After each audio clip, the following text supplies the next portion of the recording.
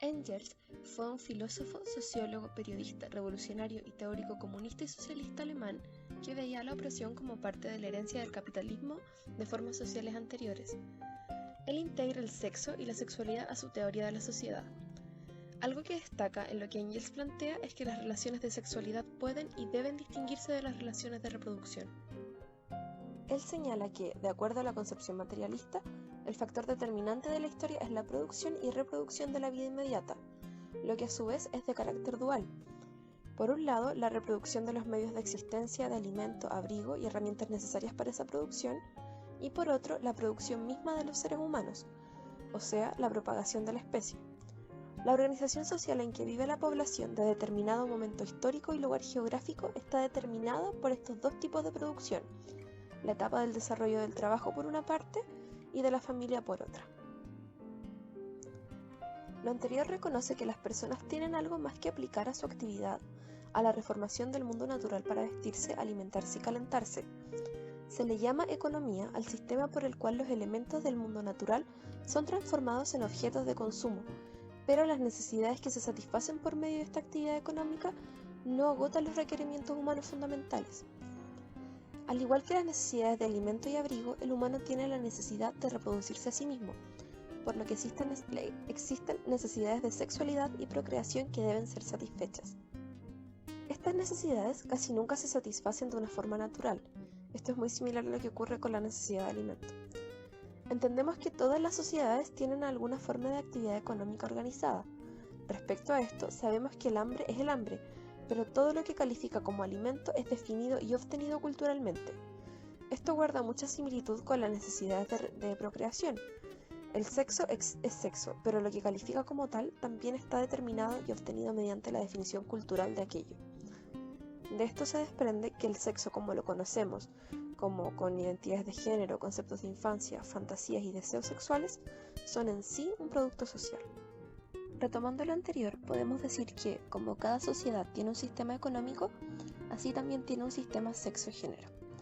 Esto es un conjunto de disposiciones por el cual la materia prima biológica del sexo y la procreación humana son conformadas por la intervención humana y social y satisfechas de una forma convencional por extrañas que sean algunas de estas convenciones. Engels plantea la existencia e importancia del campo de la vida social denominado como sistema sexo-género. Este sistema no es lo mismo que decir modo de reproducción, ni tampoco es igual al concepto de patriarcado. Estas tres propuestas se han hecho con el fin de introducir una distinción entre sistemas económicos y sistemas sexuales, y también para indicar que los sistemas sexuales tienen cierta autonomía y no siempre pueden explicarse en términos de fuerzas económicas, pero no son iguales. Tenemos el modo de reproducción. Esta terminología vincula la economía con la producción y al sistema sexual con la reproducción, reduciendo la riqueza de ambos sistemas, puesto que en ambos hay producciones y reproducciones. No podemos limitar al sistema a la reproducción, ni en el sentido biológico ni en el sentido social del término. De esto entendemos que el sistema sexual no solo produce, o sea, genera y enseña a los hijos, sino que también está vinculado a la economía y a la producción misma del capital. No se puede reducir al sistema sexual a la reproducción, porque es mucho más amplio que eso, y tampoco se puede reducir al sistema sexual económico, porque otras fuerzas lo cruzan. Un ejemplo de esto sería que se coloca a las mujeres en el sistema sexual como figuras de reproducción, pero son mucho más que eso, ya que también están articuladas al proceso de producción y acumulación de capital. Por otra parte, el sistema sexo-género es simplemente el momento reproductivo de un modo de reproducción.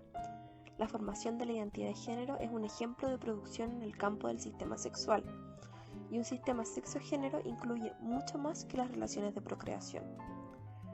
Por último, el patriarcado es un término que se introduce para distinguir las fuerzas que mantienen el sexismo de otras fuerzas sociales, como el capitalismo. Debemos tener en cuenta que detrás de la palabra patriarcado hay otras distinciones. Esto porque se utiliza de forma análoga al capitalismo. Y bueno, debemos saber que como existen alternativas al capitalismo, también las sociedades tienen modos sistemáticos de tratar el sexo, el género y los bebés. Puede ser estratificado por géneros o igualitario. Es importante mantener la distinción entre la capacidad y la necesidad humana de crear un mundo sexual y los modos empíricamente opresivos en que se han organizado los mundos sexuales. El término patriarcado subsume ambos sentidos en el mismo término. Encontramos que el sistema sexo-género se refiere a este campo e indica que en él la opresión no es inevitable, sino que es producto de las relaciones sociales específicas que lo organizan.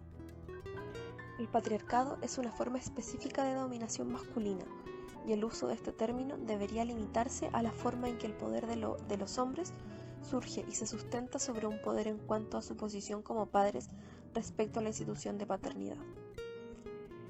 Y bueno, con el fin de seguir analizando y desarrollando conceptos que describan adecuadamente la organización social de la sexualidad y la reproducción de las convenciones de sexo y género, podemos utilizar, tal como lo hizo Engel, la vía del examen de una teoría sobre los sistemas de parentesco. Los sistemas reproducen y están formados por formas concretas de sexualidad socialmente organizada. Los sistemas de parentesco son formas empíricas y observables del sistema sexo-género.